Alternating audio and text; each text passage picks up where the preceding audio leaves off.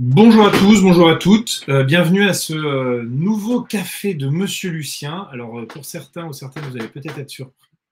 Ce n'est pas Julien aujourd'hui qui va animer celui-ci, c'est moi qui vais avoir l'honneur et le privilège de le faire. Donc, j'ai le privilège d'accueillir aujourd'hui Hélène, directrice conseil, consultante data et marketing relationnel chez Pogo Tango. Merci beaucoup, Hélène, de participer à ce café de Monsieur Lucien. Et le but, c'est qu'ensemble, on puisse voir concrètement et discuter des 10 incontournables pour un parcours client qui cartonne. Donc, on va vous faire cette petite présentation qui va durer environ 45 minutes.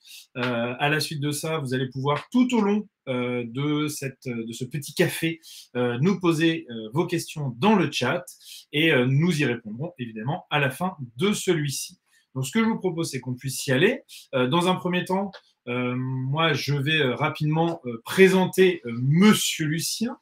Donc, Monsieur Lucien, pour ceux qui ne connaissent pas encore, surprise magnifique et géniale.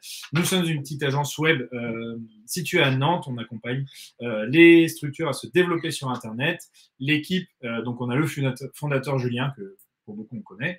Moi, c'est Thomas, son associé. On a nos chefs de projet, Axel et Colline, plus communément appelés Catherine et Liliane. Et nous avons Louise et Émeric qui nous accompagnent aussi là-dessus. Et depuis pas mal de temps aujourd'hui, donc nous accompagnons les entreprises selon 3 axes. Un axe purement opérationnel, hein, on va réaliser des sites internet, gérer les réseaux sociaux pour nos clients. On va évidemment avoir à côté de ça aussi une prestation plutôt d'accompagnement, la mise en place d'une stratégie digitale, un accompagnement web marketing, et on est un organisme de formation, ce qui fait qu'on fait pas mal de formations aussi. On accompagne des entreprises de tout secteur d'activité. Voilà. Et nous, par rapport à ce petit café de Monsieur Lucien, on va se concentrer justement sur le parcours client d'un point de vue site internet. Et je vais justement laisser la place pour faire la transition à Hélène pour que tu puisses nous prendre un petit peu qui est Pogo Tango, de quoi est-ce que donc ça s'agit. Merci Thomas, merci pour l'invitation. Je suis ravie de participer à ce café de Monsieur Lucien. Donc Pogo Tango, nous sommes une agence data et marketing relationnel. Et qu'est-ce que nous proposons? Nous accompagnons nos clients pour automatiser leur parcours client. C'est très synthétique, mais ça vous permet de comprendre ce sur quoi on travaille. Donc on va chercher à améliorer l'efficacité commerciale, à améliorer, optimiser l'expérience client et l'expérience collaborateur. Donc, on va travailler sur la donnée et on va travailler sur l'automatisation et la personnalisation des parcours clients dans ces objectifs-là. Nous, de la même manière que Monsieur Lucien, nous avons des clients tout secteur, toute taille, et c'est pour ça qu'on est très complémentaires. Tout à fait. Et donc, voilà, je vais laisser cette première partie de notre petit café de Monsieur Lucien sur justement pourquoi c'est important. Alors, il faut quand même le rappeler, hein, pourquoi c'est important de travailler son parcours client. Eh bien, pourquoi? Alors, pour bien comprendre ce que c'est qu'un parcours client, pour bien le matérialiser, on va commencer par 3 exemples de parcours clients qu'on n'a pas tellement aimé, Thomas et moi, et qui sont vraiment pas top. Donc, on ne doit pas être les seuls. On ne doit pas être les seuls. Voilà, celui-ci, vous le connaissez probablement presque tous. C'est SNCF Connect qui a donc changé, renouvelé son application et son site pour relier les réseaux nationales et régionales et mutualiser les fonctionnalités. Et en fait, ça a été une vraie cata. Les parcours clients ne fonctionnaient pas. On achète un billet sur un support, on ne le retrouve pas sur l'autre. Donc, pas mal de bugs, donc beaucoup d'insatisfaction client. Donc, deuxième exemple, c'est les banques. Quand vous avez un souci, c'est compliqué de les joindre, en particulier si vous êtes au début du week-end, que vous avez des moyens de paiement qui ne fonctionnent pas, une carte bloquée, eh bien vous êtes bon pour attendre jusqu'au mardi pour essayer de résoudre ce problème. Un troisième exemple. On est obligé d'attendre jusqu'à mardi et se taper, évidemment, 4 heures des 4 saisons de Vivaldi. Voilà, et les banques, pour continuer sur cet exemple, on voit bien les agences bancaires pas ouvertes comme on le souhaite. Voilà, les conseils qui viennent en mail, etc. Alors ça il y a quand même beaucoup de choses qui sont mieux maintenant qu'il y a quelques années. Un troisième exemple, ce sont les brokers de voyage en ligne qui vous vendent, qui savent très très bien vous vendre un voyage pas cher, merveilleux. Donc finalement, vous cliquez assez vite, vous l'achetez et en fait, si vous avez besoin de le décaler, si vous avez un contretemps, là, ça se complique. Donc voilà, expérience vécue, 26 mails plus tard, problème résolu, mais quand même 26 mails plus tard. Donc c'est compliqué. Et puis en plus, vous ne parlez à personne, c'est quand même assez déshumanisé et donc insatisfaisant. Donc voilà. Je pense que vous voyez maintenant ce que c'est qu'un parcours client et ce sur quoi on veut nous agir aujourd'hui. Donc, le parcours client, c'est l'émotion que vous allez générer chez vos contacts, qu'ils soient clients, prospects, partenaires même. En fait, du point de vue client, lui, ce qu'il recherche, c'est que vous apportiez une réponse à son besoin. Et éventuellement, il va aussi chercher de l'expérience, une expérience positive. Et c'est ça qui va rester ancré dans sa mémoire. Donc, parfois, ça génère ce type de réaction, comme vous le voyez à l'écran. Et parfois, ça génère celle-là. Bon, la plupart du temps, on est quand même un petit peu entre les deux. On n'est pas toujours dans l'état de Brad Pitt. Mais voilà, on va chercher à ce que le client soit compris, qu'il soit servi, qu'il soit donc satisfait. Et peut-être même, plus que ça, on parle d'enchantement. Donc, ce qui est à retenir ici, c'est que ce qui va rester dans le ressenti, dans la mémoire de nos clients, ça va être ce qu'il aura ressenti à ce moment-là, son émotion. Donc, c'est là-dessus qu'il est important de jouer. Donc, on va faire un tout petit peu de théorie. C'est quoi un parcours client? Et en fait, c'est déjà, ça ne se limite pas au d'achat. On va chercher à embarquer nos contacts pour les faire changer d'état tout au long de ces différentes étapes de découverte, d'information, d'exploration, de conversion, et de recommandation. Et donc, il sera au début un inconnu, il arrive sur votre site, il devient un visiteur, puis il devient prospect, vous commencez à interagir peut-être avec lui, il deviendra idéalement client fidèle, satisfait d'abord, fidèle, puis on vise tous ce Graal, c'est que nos clients deviennent des ambassadeurs et nous recommandent auprès de leurs proches. Donc, on va chercher à accompagner tout ce voyage pour chacun de nos contacts. Et comme nous ne sommes pas des bras, des équipes énormes, eh bien, on a besoin de trouver des techniques pour pouvoir accompagner chacun de manière personnalisée tout en ayant des ressources réduites. Donc, qu'est-ce que ça va vous apporter de travailler sur un parcours client? Eh bien, déjà de mieux comprendre vos contacts. L'objectif, c'est de transformer un inconnu en client. Mais même si vous n'y arrivez pas, cherchez toujours à comprendre les besoins de vos clients. Finalement, ils iront peut-être à la concurrence, mais c'est pas grave. Ce qui compte, c'est qu'au moins, tous ceux qui ont été en contact avec vous soient bien compris et une expérience positive avec vous. Donc, vous allez chercher à leur offrir une meilleure expérience, la meilleure expérience client possible. L'objectif de l'entreprise reste quand même de transformer, de vendre. Et là, ce qu'on va chercher à travailler, c'est de réduire le cycle de vente. Et enfin, si vous avez travaillé sur tous ces points-là, vous offrirez aussi une meilleure expérience collaborateur puisque vous serez plus efficace, chacun fera mieux en moins de temps et là, à la fin de la journée, eh bien, il y aura plus de résultats.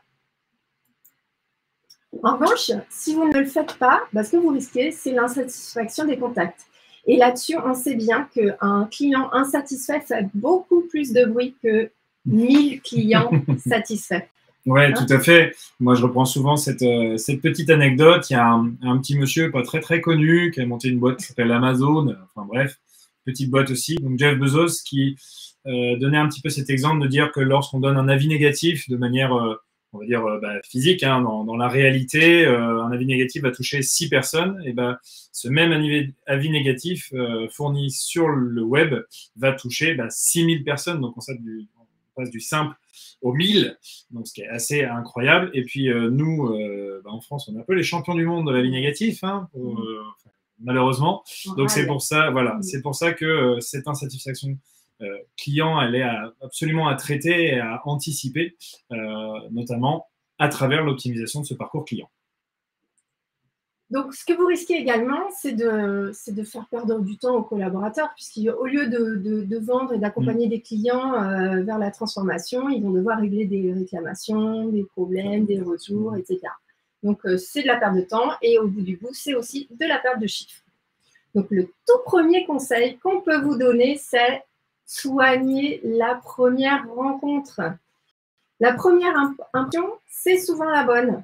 C'est ce que va retenir le client ou le contact, votre cible. C'est ce qu'il a ressenti en vous rencontrant. Donc, c'est le début d'une grande histoire. Mais d'abord, souhaiter la bienvenue, tout comme vous le feriez dans la vraie vie. On a tendance à l'oublier, mais les bons réflexes, c'est de se dire, finalement, cette personne, si je la rencontrais en vrai, si je la croisais, si je devais régler son problème ou répondre à son besoin, qu'est-ce que je ferais? Eh bien, c'est en repartant de ça qu'on se rend compte des dysfonctionnements des parcours clients chez certaines entreprises. En B2B, il nous est arrivé récemment de souscrire une nouvelle prestation, un nouveau service. On était hyper contents.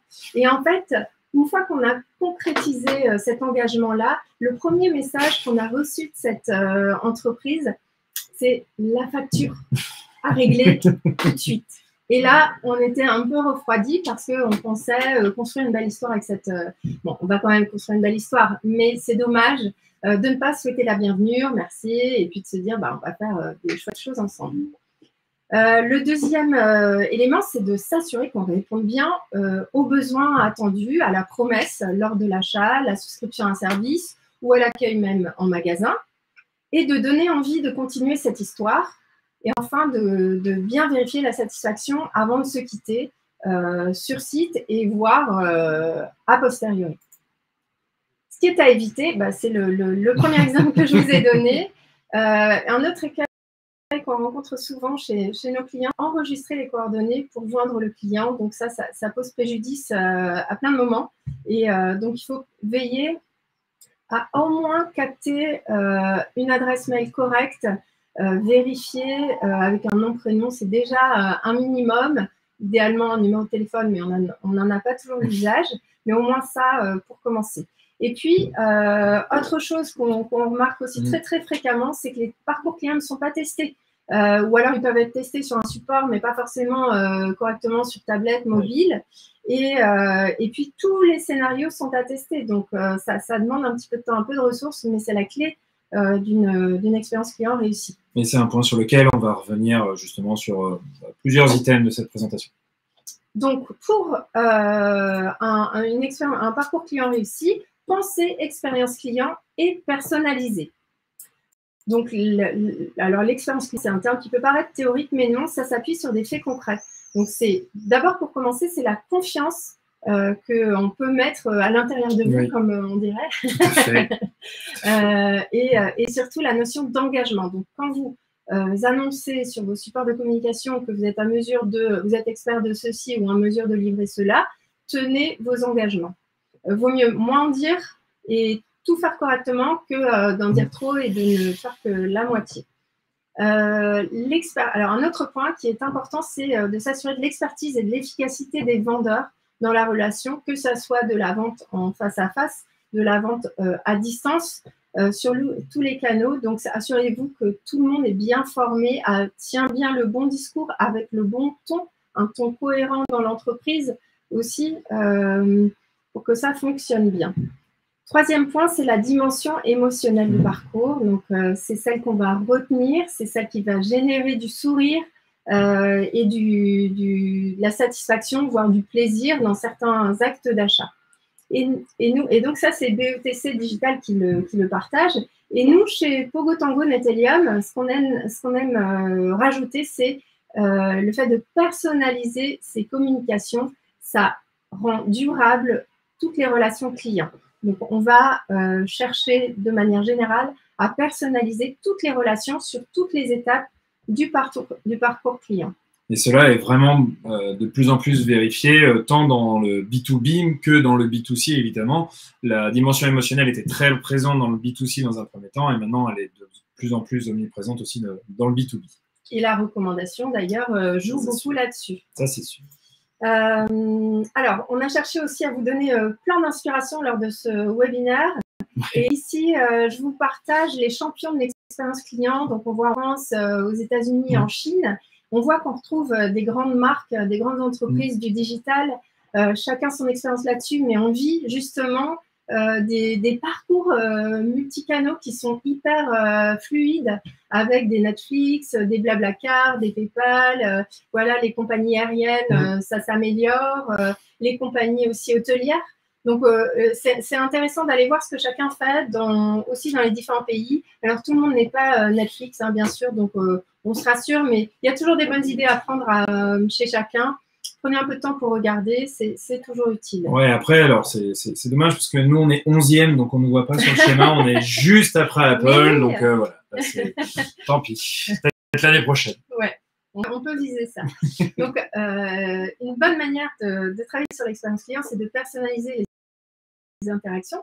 Et comment est-ce qu'on... Eh bien, vous allez segmenter vos bases, pour segmenter les emails et les SMS, par exemple, mais aussi les sites web, on le verra aussi avec Thomas tout à l'heure, avec les informations de votre CRM. Donc là, qu'est-ce qu'on va chercher à personnaliser? On va regarder les données identitaires, nom, prénom, par exemple, civilité. Donc ça, c'est très simple. Mais quand on vous dit bonjour Rochard, c'est quand même moins sympa que bonjour Thomas. Donc ça, c'est un tout petit détail, mais qui fait quand même un peu la différence sur le ressenti. Tout à fait. On va regarder également les données comportementales. Donc si vous avez rempli un formulaire, par exemple, vous avez été présent sur un salon, eh bien, on va réagir à ça et rappeler dans la communication, tiens, on s'est vu sur tel salon, tiens, vous avez mentionné, vous avez souhaité recevoir tel livre blanc, etc., ou telle information, tel catalogue. Eh bien, c'est toujours plaisant de savoir qu'on sait pourquoi on vous contacte. Et le dernier moyen de personnaliser, c'est le transactionnel, les informations transactionnelles. Là, on va s'appuyer sur les données d'achat, tout simplement. Et c'est là qu'on voit l'importance d'aller centraliser vos données clients dans une même base.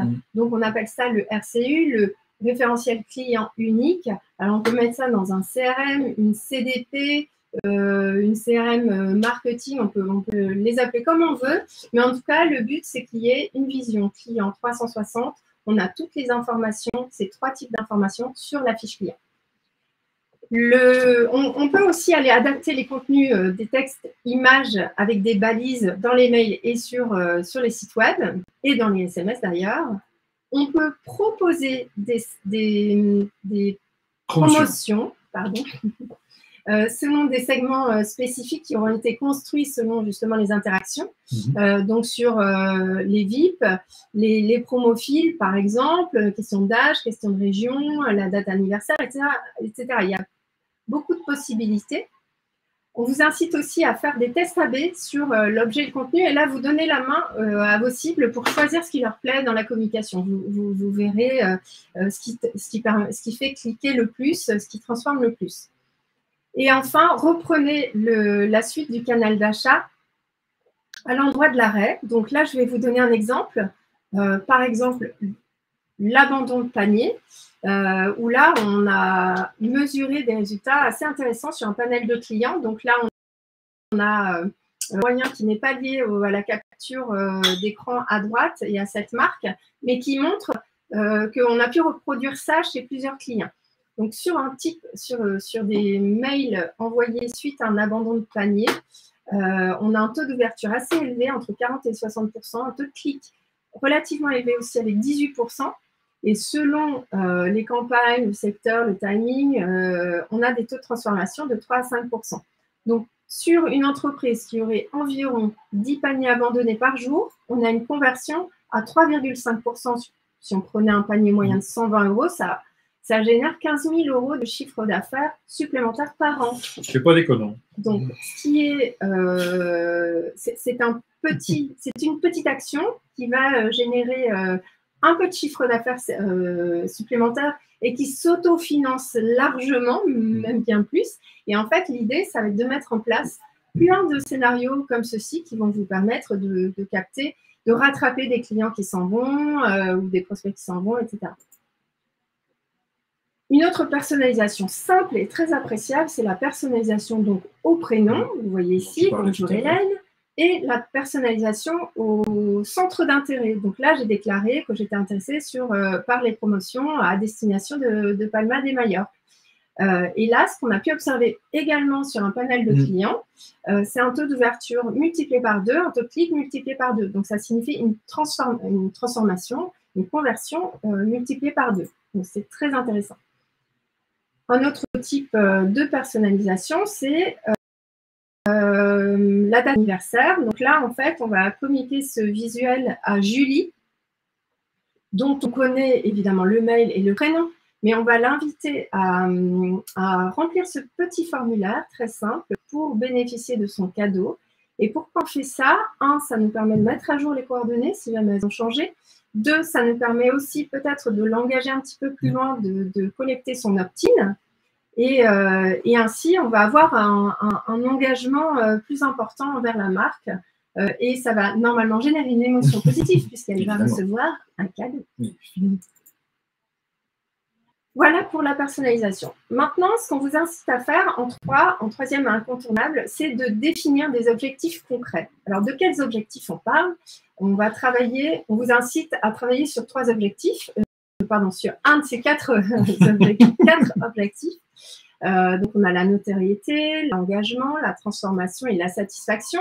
Alors, bien évidemment, vous ne pourrez pas travailler sur les 4 objectifs en même temps.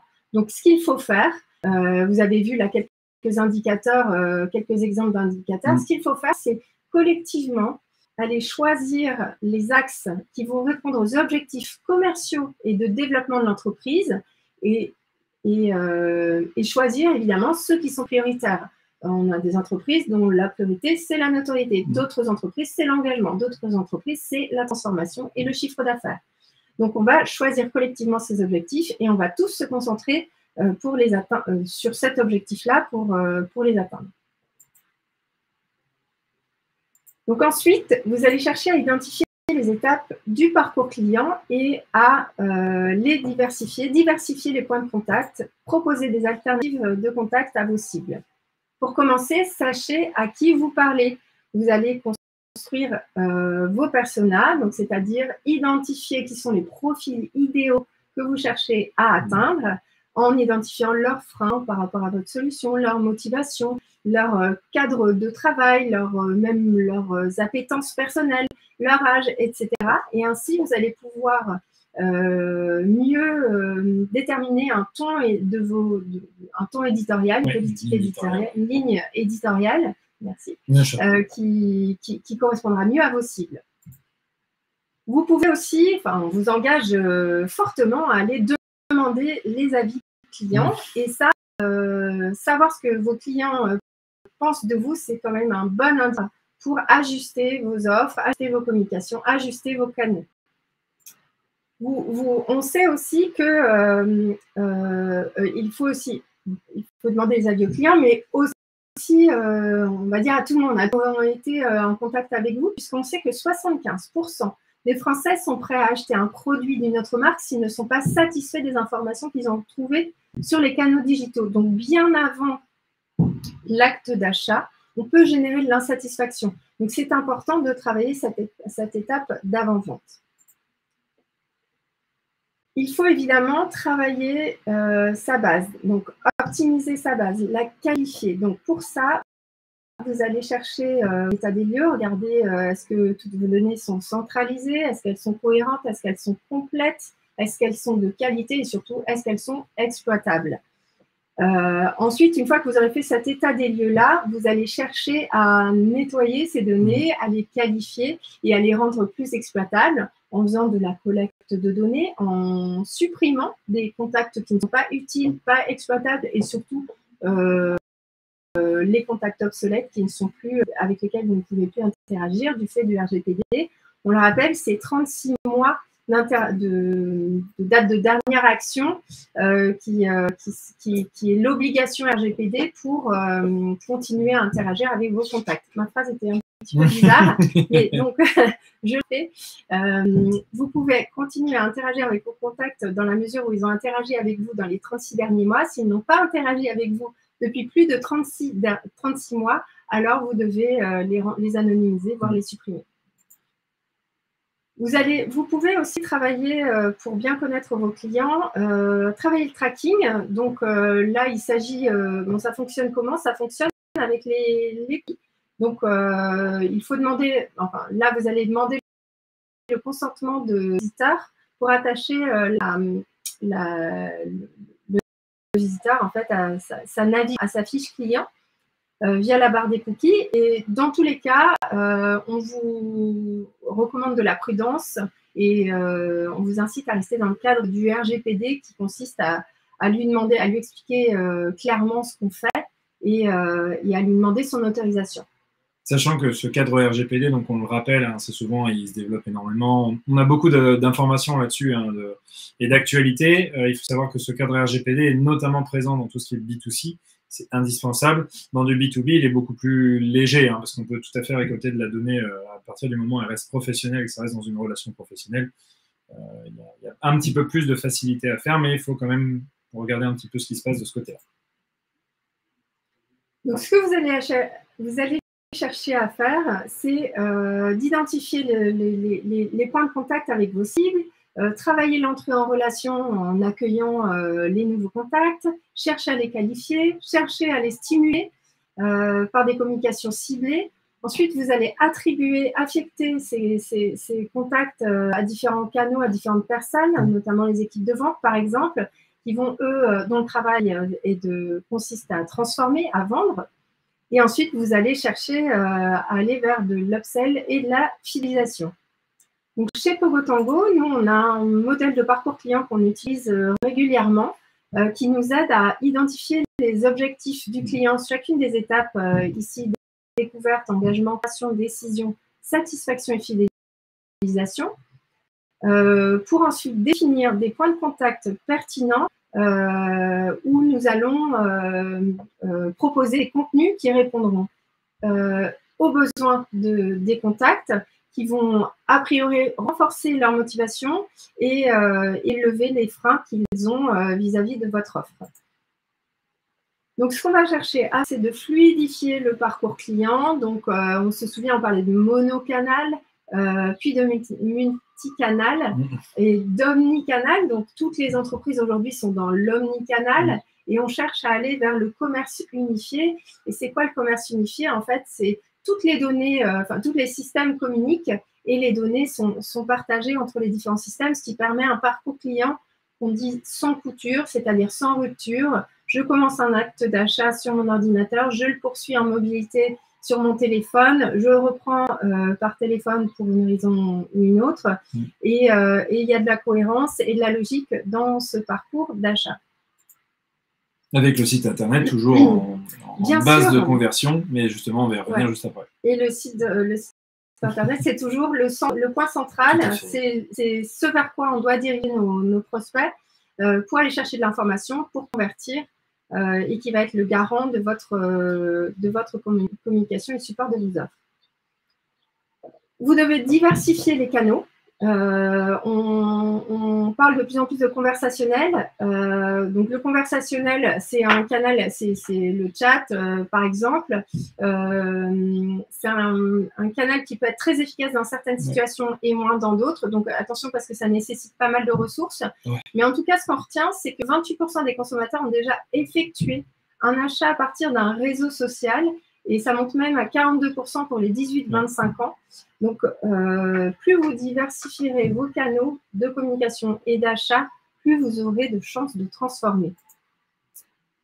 Donc, un autre exemple de diversification, ce sont les RCS, les Rich Communication Service.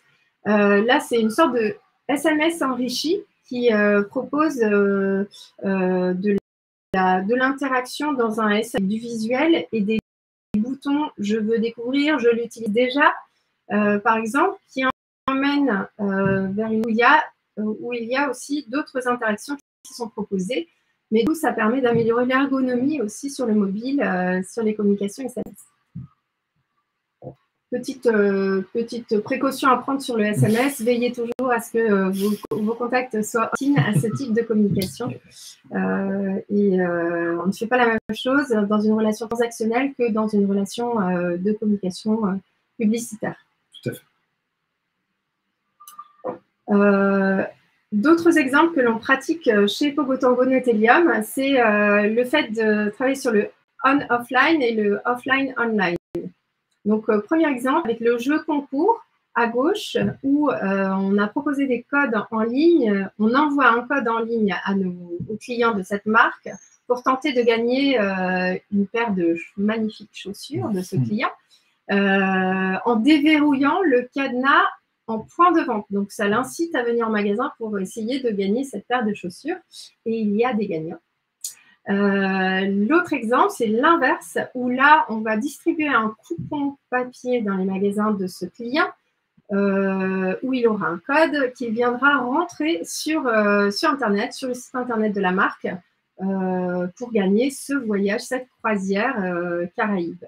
Donc là, on voit bien que ça génère comment dire, ça incite à aller découvrir d'autres canaux de communication de la marque et peut-être ça incite plus à la transformation.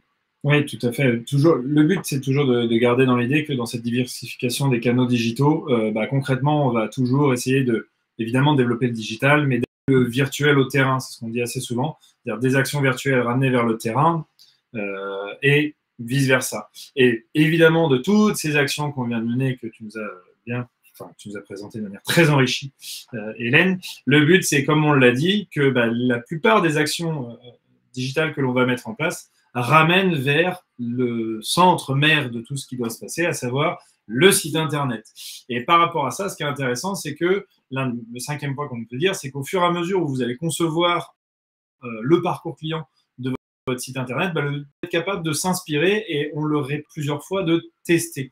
Donc là-dessus, je pense que vous l'avez compris, hein, du parcours client, le but, c'est de simplifier la vie de votre visiteur, votre inconnu, prospect. Le but étant qu'il devienne ensuite client, satisfait, on l'a vu. Et toute cette simplification de la vie du client va passer à travers une expérience qui est fluide, notamment à travers une arborescence conçue et bien faite, et un web design, on le verra, assez intéressant. Le but étant d'améliorer, bien sûr, les performances de l'entreprise via un taux de conversion plus important. Concrètement, comment on va faire pour mettre en place un parcours client qui soit optimisé sur un site Internet? Il faut déjà, évidemment, un web design qui est, comme on dit, de la gueule. Il faut que ce soit un web design qui est assez léché, qui répond évidemment à votre charte graphique. On l'a dit, hein, le but, c'est de faire vivre une expérience à nos prospects, à nos clients. Donc, le web design, l'arborescence, la structure du site doit être au service de cet objectif-là.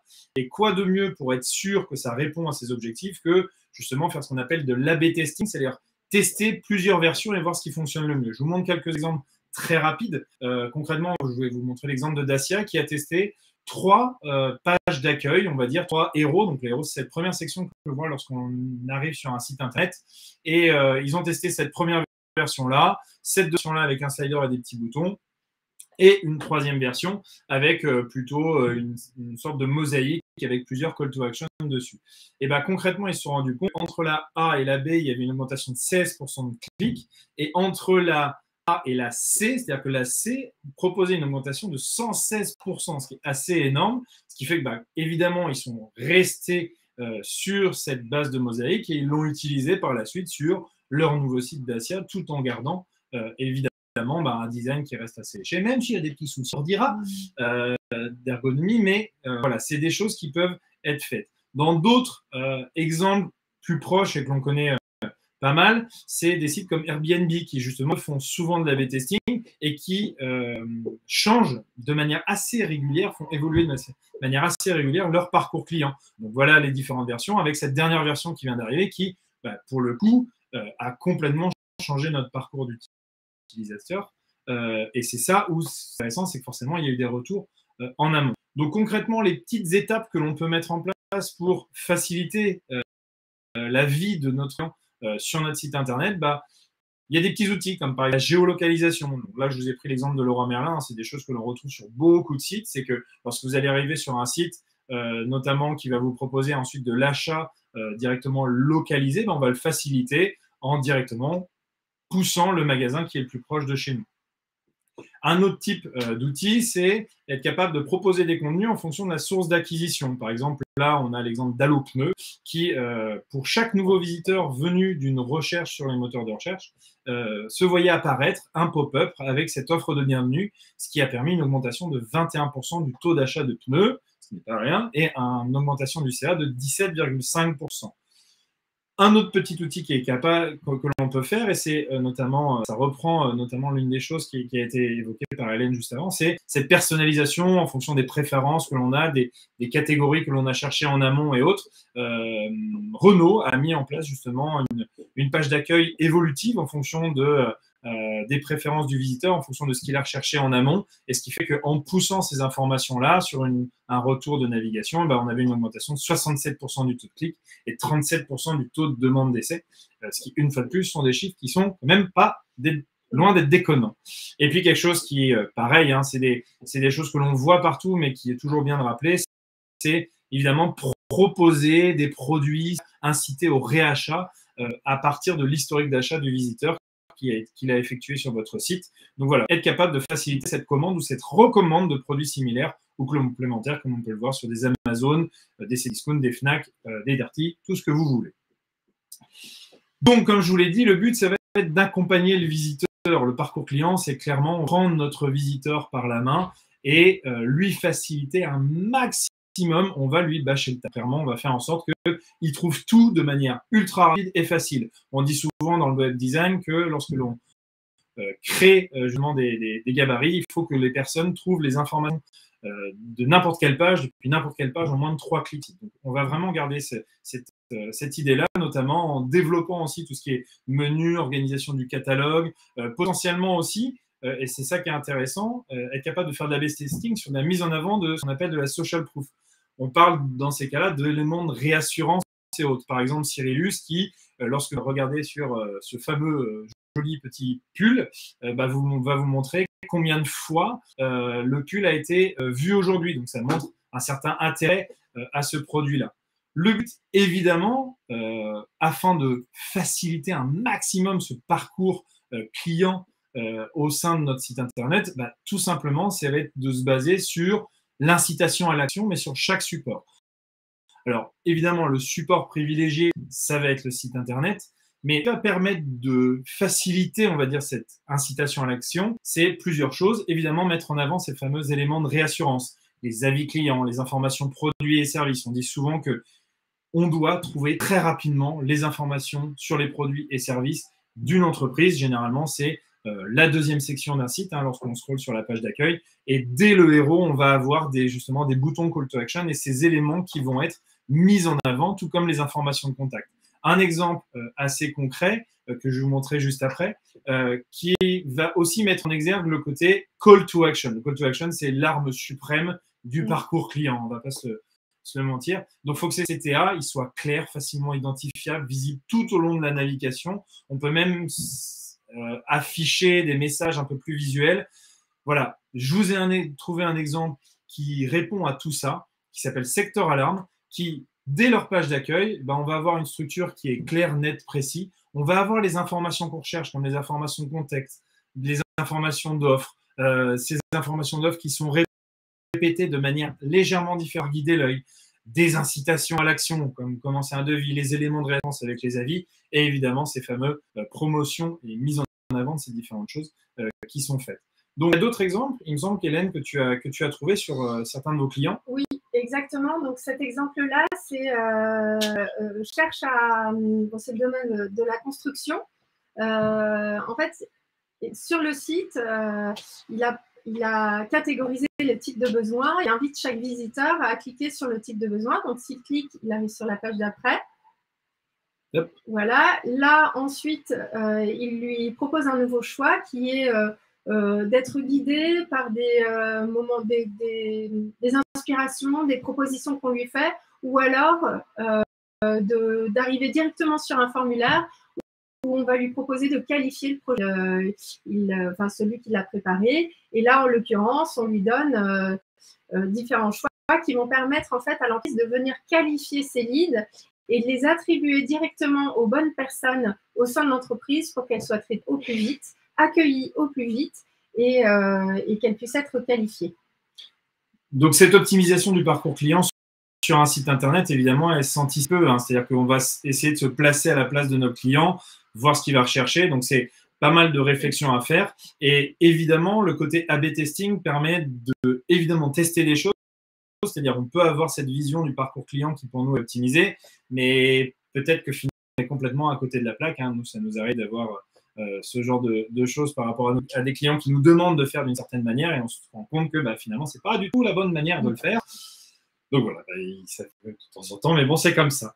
Et évidemment, on en a parlé, hein, aujourd'hui, il y a quelque chose qui est indispensable, indissociable de tout web design de site et de parcours client fait, c'est que derrière, on va optimiser l'expérience directement sur mobile. On ne va pas se le cacher aujourd'hui, 80% des visiteurs ne vont pas s'engager envers une marque si le contenu s'affiche mal sur un appareil. Aujourd'hui, ce qu'on appelle la responsivité, c'est-à-dire l'adaptabilité et l'adaptation, d'un site internet à n'importe quelle taille d'écran, c'est devenu quelque chose qui est nécessaire et indispensable sur tout site.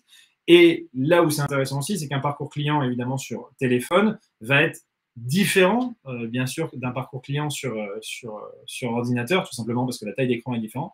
Donc, pareil, on va rester sur de l'A/B testing, on va tester des choses de manière à savoir quelle est la meilleure manière de mettre en avant les différents éléments sur mon écran qui est évidemment plus réduit, que ce soit notamment en largeur, hein, évidemment. Donc voilà, on a différents exemples. On va tester sur 50% du trafic, on va tester une première variation. Sur 50% du trafic, on va tester 7 autres variations et on va voir que, en fonction, on va avoir plus ou moins d'optimisation là-dessus. Et donc, une fois qu'on a fait tout ça, donc on a vu quand même pas mal de choses, c'est-à-dire en amont, comment on collecte les données, comment on va les convertir à travers un parcours client qui est ultra bien léché et très bien organisé sur notre site internet. Et bien, la suite, qu'est-ce qu'on en fait? Eh bien, l'étape suivante, d'automatiser pour personnaliser et transformer. On sait que, en tout cas, c'est Gartner qui l'affirme, que si on automatise ces scénarios, les scénarios de sa relation client, on va pouvoir augmenter le chiffre d'affaires de presque 10%. Donc, ça reste c'est un facteur, un levier de développement important pour l'entreprise. Donc, pour ça, on vous invite à imaginer des scénarios relationnels à rebond qui vont être différenciés en fonction de la provenance du lead, qui vont être différenciés en fonction de l'étape du parcours client. Mais en tout cas, si vous les scénarisez de cette manière-là, vous arriverez à beaucoup plus d'efficacité dans vos communications, puisque vous ne perdrez personne en route. Vous arriverez à communiquer de manière contextualisée, personnalisée avec chacun de vos contacts. Donc, quelques exemples. Ici, on a un scénario de bienvenue chez un de nos clients avec un premier mail qui va commencer à demander quel est son magasin préféré, un deuxième qui va lui demander quels sont ses produits préférés, puis ensuite, on va lui proposer lui offrir un bon de réduction pour favoriser la conversion. Et enfin, on aura un scénario de parrainage s'il est devenu un bon client. Un autre scénario très courant et très important, c'est la gestion des préférences par rapport à l'opt-in. Donc, à gauche, on a l'exemple d'une marque qu'on aime beaucoup et qui met beaucoup d'humour dans ses communications, qui a tendance à communiquer énormément. On a compté les mails reçus là, ces dernières semaines. C'était assez impressionnant. Donc, hop, je me désabonne. Et en fait, même leur page de désabonnement m'a fait sourire et m'a donné envie de rester. Donc, on choisit la blue pill ou la red pill comme dans Matrix pour recevoir plus ou moins de communication. Ou alors, on peut mettre en place des formulaires qui précisent bien les contenus et les thématiques des contenus auxquels on propose de s'abonner ou de se désabonner pour distinguer aussi et ne pas risquer un désabonnement à toutes les communications quand il y en a seulement une qui ne nous intéresse plus. Dans les automatisations, il y a les tests AB. Donc, sur l'emailing, on fait des tests AB sur l'objet, mais on fait aussi des tests AB sur les contenus. Et ça, c'est intéressant aussi d'aller comparer les versions selon les contenus qu'on propose. Autre scénario classique, c'est l'enquête de satisfaction, qui est si on a des bons résultats, en tout cas, on va adresser des scénarios de parrainage aux satisfaits et très satisfaits qui vont venir, comme à l'exemple suivant, qui vont permettre de convertir et de travailler sur l'acquisition de nouveaux leads. Donc, pour le coup, voilà, on vous donne plusieurs exemples. Il en existe pas mal. Hein, on va dire c'est des exemples assez communs, mais c'est des choses qui peuvent se faire assez facilement, assez concrètement là-dessus. Et il faut imaginer que pour le coup, ça ne se fait pas tout seul. Hein. On est d'accord que pour le coup, c'est quand même un travail d'équipe. Et l'un de ces points-là, justement, c'est que lorsqu'on met en place et qu'on souhaite mettre en place un parcours client qui est vraiment optimisé, évidemment, il faut que ce soit sincèrement un travail d'équipe et de toute l'entreprise. De toute l'entreprise. Et il faut que ça soit conçu, que le parcours client soit conçu collectivement, dont les résultats vont être partagés à tous, de manière à ce que chacun puisse contribuer à l'améliorer, que chacun détecte les points de friction qui ne fonctionnent pas. Et ainsi, vous pourrez atteindre de meilleurs résultats et un parcours client beaucoup plus satisfaisant qui va générer des résultats plus intéressants. Et ça ne s'arrête pas là, parce que le but, ce n'est pas de juste lancer des actions, on ne s'arrête pas là, loin de là. Si on veut savoir si évidemment ça répond à nos objectifs et que pour le coup, on est dans les clous, bien sûr, on analyse et on partage. On analyse les retombées. Donc pour ça, on vous incite aussi à automatiser votre bord, à calculer votre ROI, donc votre activité, la conversion marketing et la conversion commerciale, donc les ventes qui ont été générées suite à vos campagnes. Ensuite, ces résultats, partagez-les, travaillez dessus pour optimiser chacune des actions que vous mettez en place, testez, commencez petit, je dirais, commencez par un premier scénario, adaptez-le, ajustez-le, un deuxième scénario, etc.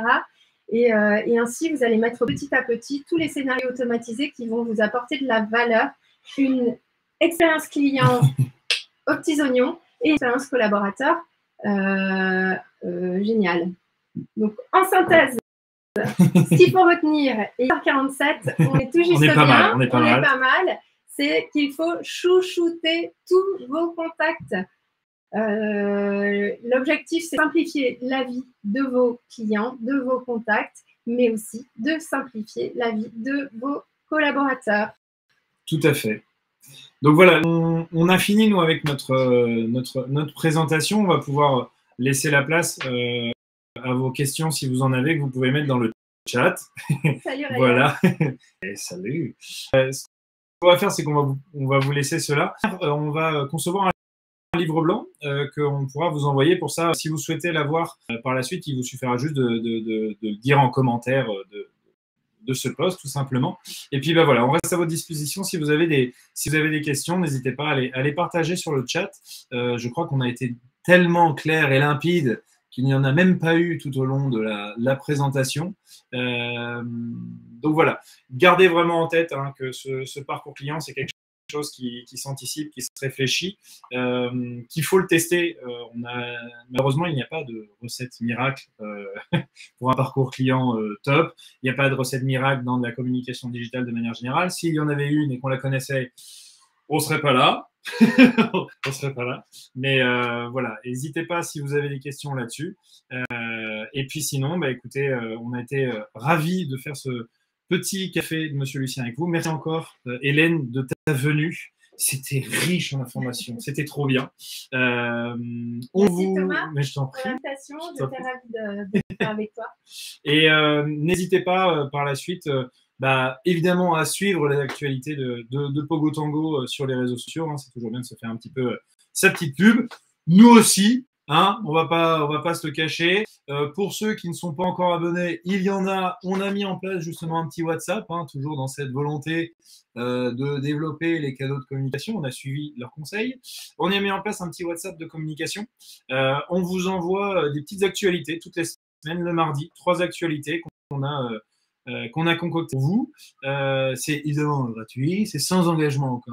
Il vous suffit de nous envoyer un petit pizza par message sur WhatsApp au numéro qui s'affiche juste là. Donc, évidemment, rassurez-vous, on ne fait que ça de vos téléphones. On ne les utilise pas derrière pour vous envoyer des SMS ou quoi que ce soit. Ils sont vraiment utilisés que pour vous envoyer ces 3 petites actualités-là. Et le jour où vous avez envie de vous en aller, vous nous envoyez un petit litchi, ce n'est pas les litchis, ou alors vous nous dites stop, et on aura compris, évidemment. Merci beaucoup à tous et à toutes de nous avoir suivis. Vous aurez la possibilité de revoir cela en replay. Il sera disponible évidemment sur notre profil LinkedIn, sur notre page LinkedIn, pardon. Et puis, je vous dis à très bientôt. Hélène, encore un très grand merci. Et puis, à bientôt pour un nouveau café de Monsieur Lucien. Merci Thomas et merci à tous. Salut Céline. À bientôt.